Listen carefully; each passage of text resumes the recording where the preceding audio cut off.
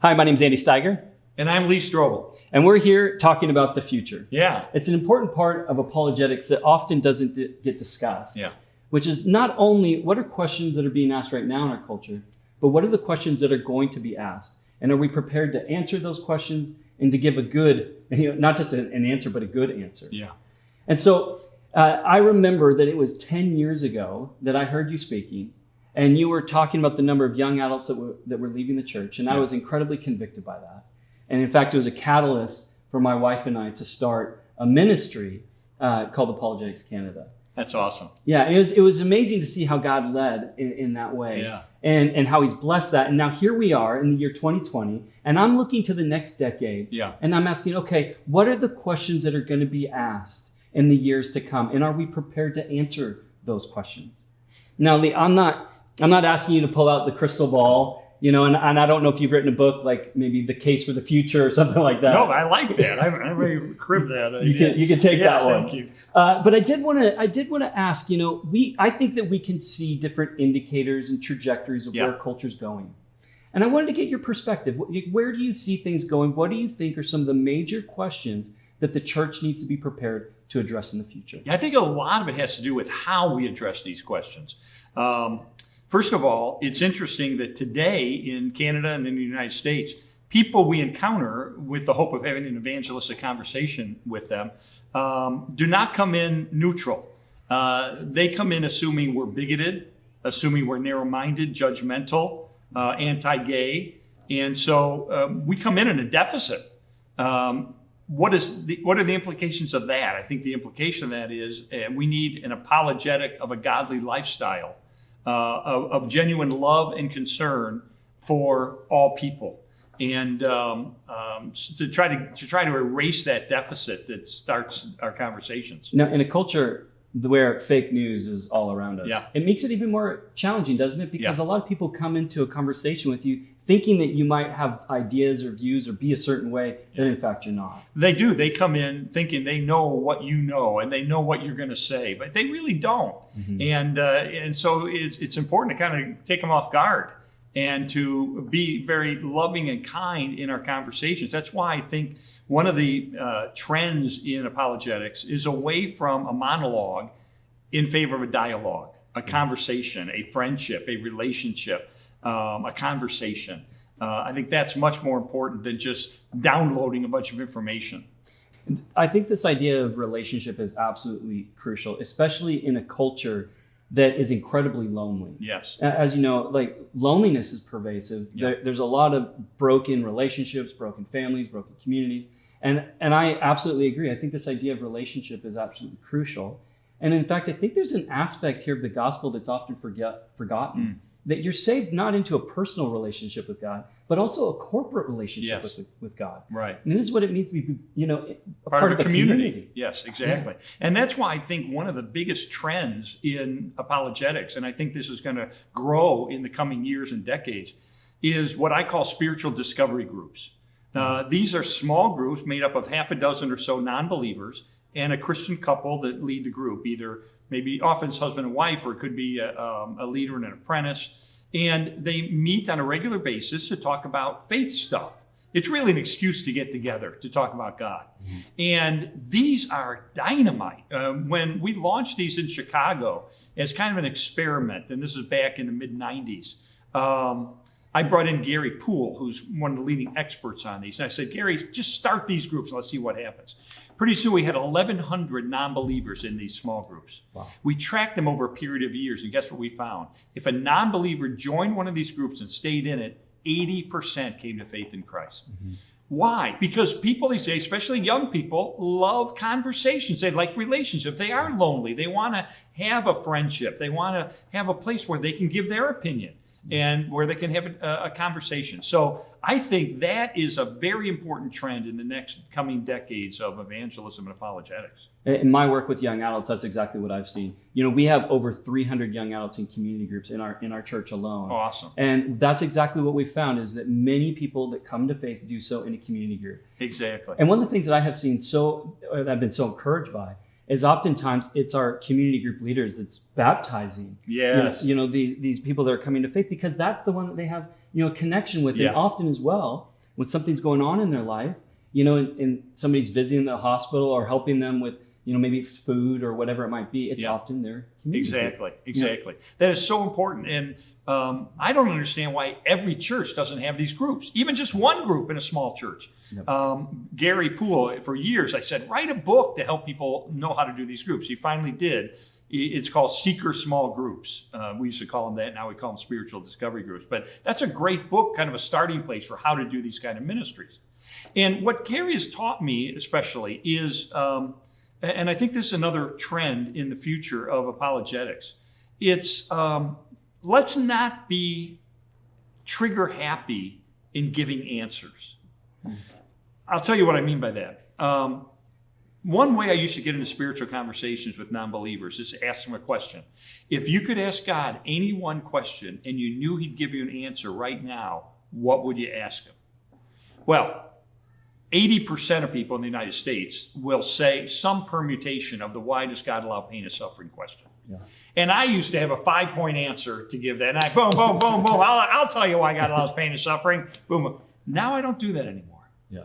Now what I do is I ask a follow-up question. A follow-up question is, because they may ask, why does God allow pain and suffering? And I'll say, wow, of all the possible questions in the universe, why did he choose that one?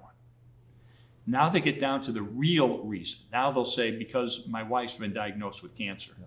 Or we lost a son in childbirth 5 years ago. I don't want to know where was God when that happened. Now we're getting to the emotional bedrock of the issue. That's where I want to meet that person. I want to put my arm around their shoulder and say, I am so sorry.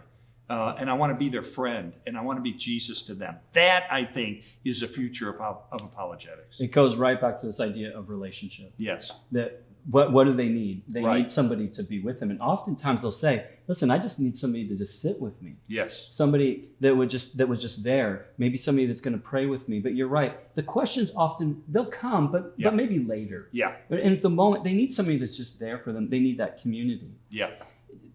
One of the questions that I get concerned about as I look to the next decade is with our growing dependence on technology. It seems that relationships are being deteriorated. They are. At a quicker rate. Absolutely. And we're starting to swap relationship with technology. Yes, boy. Does it concern you? Greatly. And I'm very active on Twitter. I've made friends on Twitter. I've shared Christ on Twitter. I've had some impact spiritually on Twitter. But that's not the substance of all my relationships. And I see so many young people who are so dependent on social media and so buried in a device that they don't pursue the opportunity to have a really deep personal friendship with someone else. And Christianity is about those deep friendships. So I think it's a great opportunity again to befriend people, not in a way that you're my project, but authentically expressing the love of Christ to people. And these small groups, again, I think are a great way of expressing that. And I think this gets to a deeper issue that we are finding needs to be addressed, in these coming years, even now, obviously. And that is fundamental questions of what it means to be a human being. Yeah. And fundamental, ideas about what it leads to human flourishing. One of the questions that I have often thought of, or illustrations, is, the older I get, if I'm, to be honest with you, Lee, the older I get, the more attractive hanging baskets have become in my life. Yeah. And gardening has become more interesting. But I'm a terrible gardener. But often when I go to the greenhouse, the first thing I do is look at the little tag, and I look for the instructions, like what's going to lead to this plant's flourishing. Yeah. And when I think about a human being, I think, if you were to have a baby and you were to go look for a little tag maybe on their wrist that says, this will lead to their flourishing. The Bible tells us relationship. Yeah. You were created for a relationship with God. You were created for a relationship with each other. And I think we need to come to understand that is a core aspect of who we are as human beings. It is a quest that people are on for affirmation, friendship, someone to respect them and tell them they're valued, they're important, God loves them. And that drives a lot of why people are searching and seeking for something to fill that void that they're feeling. So I think those are all relevant observations about what the future looks like. I think something else the future looks like is that in the future, apologetics will be and should be taught at the youngest ages. Natasha Crane, who writes on apologetics for young people, made a powerful observation. She said, our Sunday school classes in the average church are teaching our children how to be secular humanists. And what she meant by that is, if you go into your typical church, what are these classes to these kids about? They're about Bible stories. So let's take the story of David and Goliath. What's the value we're going to teach you? The value of courage. Moses, what's the takeaway? What's the value we want to talk about? Leadership. Well, guess what? Secular humanists believe in leadership. They believe in courage too. What we're teaching is some stories from the Bible to our kids. We're not teaching why they can trust the Bible. And so we end up getting kids who are nice kids, but they're not tethered to the truth of Christianity. And so I think we're going to see in the future, I hope, apologetics trickling down to the youngest children. I mean, my books have been done in children's editions, Case for Christ for Kids, as well as student editions for high school kids. High school and college kids are not interested, as David Kinnaman says, they're not interested in spiritual soft serve. They're interested in really discussing relevant issues to their life and to their future. And we need to engage them on that level, that high school youth ministry needs to be more than just sports and crafts and hanging out. We ought to be teaching people why we believe what we believe. And I hope in the future that becomes an ever important emphasis. Especially given the state of our culture, and as we see the trajectory of where things are going. I mean, parents really do need to come to grips with the need for apologetics and the need to be teaching their children at a young age, because if they don't, the culture is going to. Absolutely. In fact, I was reading something from a guy who said his kindergarten child was taunted on the playground by some kids because she believed in God. Oh, you believe in fairy tales, kind of a thing. Kindergarten. Our kids will be challenged for their faith. It's going to come. It's going to come in kindergarten, or it's going to come in high school. It's going to come in college. They will be challenged. We've got to prepare them. It is parental malpractice. It is pastoral malpractice not to equip our people with reasons to believe what they believe.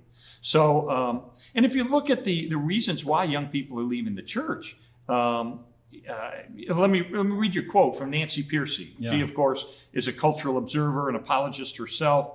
She said, in studies asking why young people leave their family religion, their most frequent response was unanswered doubts and questions.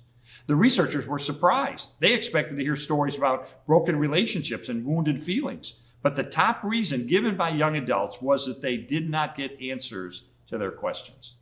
That's tragic. We have good answers to the toughest questions of life and faith. And, you know, one of the trends of apologetics is more and more good answers. I mean, 40 years ago, we didn't have the Kalam cosmological argument for the existence of God. 10 years ago, 15 years ago, we didn't have the argument from biological information in DNA, which is a powerful argument. We're getting more and more evidence as the years go by for the existence of God and the truth of Christianity. And we need to be sharing that with young people to do the two things that apologetics does. It strengthens the faith of believers, but it also gives them confidence to reach out to non-believers and have spiritual conversations with them.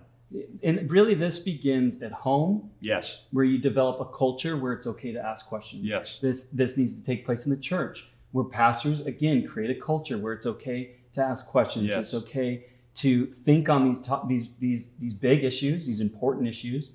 And then in doing so, and in having their questions answered, it begins to help them to appreciate, that there are answers. Yeah. So that when they have questions in the future, they're not threatened by that, but they've already have a history of seeing that there's good answers. One of the things we do at the church I'm part of in the Woodlands, Texas, is periodically we have a weekend where we don't have a sermon. It's me and my ministry associate, Mark Middleberg. We get up and we just answer questions for 45 minutes. We have people in advance shoot little videos of themselves asking questions. But we then take live questions from the people in the congregation.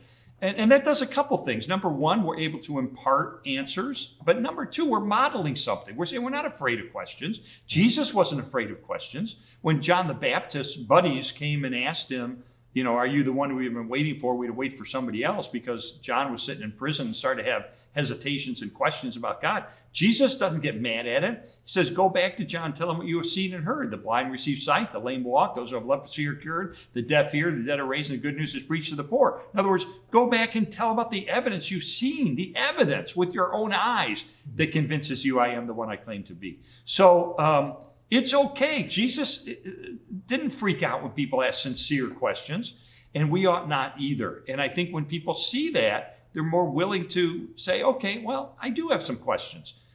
Interestingly, another thing I've learned is the first question they ask is not often the key one. They're floating a trial balloon. They want to see, what are you going to say when I ask this first question? If you just give me a 5-point sermon to answer my question, okay, fine. This is a rehearsed canned thing. But if you are sincere and you have a conversation and you really relate to me and you affirm those parts of the question that you can and you challenge parts that you want to, and we have a dialogue about it, now I'm willing to ask the next question, which is maybe the more fundamental and deeper question. One of the things that encouraged me in my faith when I started asking questions is I began to realize that there are other people that have these questions too. Yeah. Not just now, but in the true. past. Yes. And we have a wonderful, robust intellectual tradition to lean on. Absolutely. Of great thinkers. Absolutely. That's another trend, I think, is that we don't have to pretend we're smarter than we are. We don't have to pretend we're more spiritual than we are. It's okay if someone asks us a tough question and we have to say, that's a great question. I have no idea how to answer it. That's all right, as long as we seize the opportunity to say, let's pursue an answer together. Because there are so many great resources out there now. When I was an atheist and did my investigation back years and years ago, there was very little out there for me to rely on or to go to get the Orthodox Christian view. Today, libraries are packed with great material from wonderful people who give godly wisdom and reasons for why we believe what we believe. So it's a lot easier than it used to be. And I think it's going to get easier in the future. On that note, I did just want to press a little deeper into some issues I see coming in the future. And I'm wondering how if you've thought on these. As you know, I'm just finishing off my PhD work. And part of the doctoral work I've been doing is in the area of artificial intelligence, machine learning. And people like Ray Kurzweil and others are predicting that within this next decade, we will have machines that can mimic humans to a very convincing degree. Yeah. I think that the church is going to need to be prepared to address that. I think that we're going to need to do a better job in our theological anthropology of what is actually a human being. And is a machine a human? And just because you can have a human mimicking machine, does it suddenly become human? And not only that, but what about the merging of the human and the machine? Through implants, brain implants, through transhumanism. You become a bionic individual. Will we come to the day when our entire contents of our brains and memories is downloaded into a computer? And then is that computer me, or who is it exactly? These are tough questions. These are legitimate issues. And that's why I'm glad we have people like you getting your PhDs to explore these things seriously. These are issues I'm not an expert in, but there's going to be the day is going to come when I'm going to read your book, and it's going to help me reach a friend because you're going to be the expert. And I do want to encourage, I guess, those that are listening, that there are some issues that we're heading into in this next decade that we need more people to think about. That's and right. You've mentioned some of them. Issues of transhumanism. Yeah. We're in a day and age where through technologies like CRISPR, it's actually possible to do what once was science fiction, such as editing the human genome. Right. And I think it does raise some challenging questions in the area of human advancement. What do we see? Designer babies. Yeah. What is ethical? What is not ethical? I think this whole area of cultural apologetics, dealing for issues like life and death, what does it mean to be human, the soul, and so forth. These are crucial issues, and they're gonna surprise us in the future if we're not prepared to address what issues they do raise. Well, that's why I wanted to talk to you, because I want to encourage others that there are lots of great answers out there. There are questions, though, that are coming that we're going to need to think hard about and be prepared. to give good answers. So, that's one of the reasons we've started our new center for... I just heard about that. Yeah. Tell me briefly about that. Yeah, it's a new center for evangelism and what we call applied apologetics at Colorado Christian University. By applied apologetics, we mean there are great schools out there that create intellectuals and PhDs in philosophy who teach in major universities. God bless them. That's important.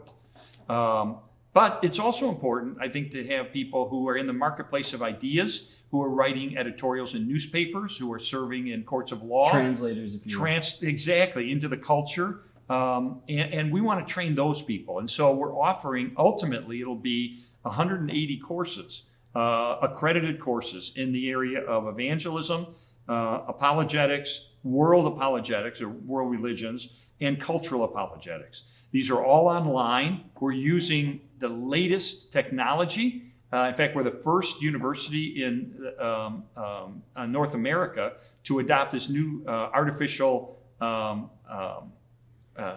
resource kind of stuff from Israel to make these courses come alive for people so they can take them in their homes. You can get a degree or you can just take a few courses. So we'll be announcing those courses coming fall of 2020. So it's just starting. It's just starting. Our first 30 courses will be available. And if people want information on that, they can go to ccu.edu/Strobel Center. Well, one word, and there's all the information about it. But it's doing exactly what you're doing, which is to say we're looking ahead and saying, how can we prepare the next generation to be the standard bearers of the truth of Christ? And so we want to mentor them, we want to encourage them, we want to equip them, and unleash them to make a difference in the 21st century. Well, I greatly appreciate you, Lee, and the work you do. I've always appreciated your focus on the gospel. Thanks. And the number of people that have been blessed by your ministry. So I'm excited about this. Thanks. I'm excited about what you're doing. We love our friends in Canada. And, you guys are a little further downstream than we are in a lot of ways. Your culture is, 2 or 3 steps along further toward secularism than we are in the States. Yeah, you often say, if you want to see where things are heading, often look to Canada. That's exactly right. Yeah. And so we rely on you to be kind of the canary in the cave to sense what are the trends and important things that we all need to address in the future. Well, on that note, this March we have our 10th annual Apologetics Canada Conference. That's great. And we're going to be looking at the future. The theme this year is Back to the Future, and we want to look ahead and say, okay, let's be prepared for what's coming. Yeah. And let's don't be thinking, oh man, we should have. Yeah. Let's be ready with the questions that are coming. So we want to help people to already begin to think and to have good answers as we move into this next decade. That's fantastic. I'm so proud of what you all are doing. And now I can say y'all because I'm from Houston now. So y'all wouldn't understand that in Canada, but I'm now an official Houstonian. Appreciate you. Thank you. God bless you, Andy.